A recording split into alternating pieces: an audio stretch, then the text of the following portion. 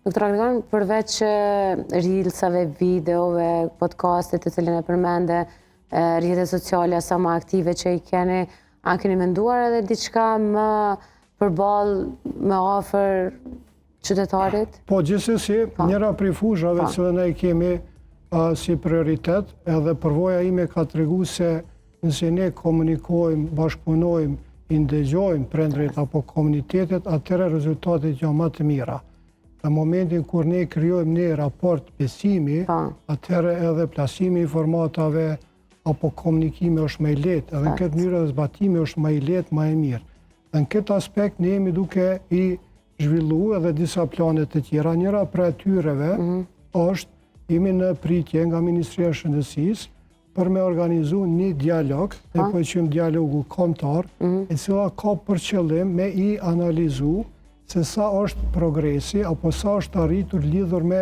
përmenda synimin zhvillimor të qëndrueshëm 3, të cilat janë 13 saqe, edhe në kuadër të atyre saqeve me identifiku ku është progresi apo ku është sfida, dhe në këtë mënyrë me u angazhu, qoftë përmes për shembull praktikave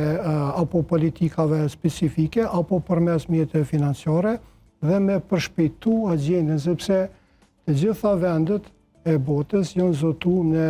agjendën 2030, ashtu quhet, cila i ka 17 synime, dhe njëra prej tyre ka të bëjë shëndet dhe mirëqenie për të gjithë. Kjo është vetëm njëra prej momenteve ku duhet me reflektu të gjithë institucionet me udhëheqjen e ministrisë, dhe në këtë mënyrë me na dhënë drejtimin se ka matutje duke u bazuar në evidencë, sepse politik bërja edhe praktikat apo duhet bazuar në dhënat, në evidencë, cila është mënyra më e mirë, më praktike, më realizueshme në bashkëpunim me komunitetin, ose familjet.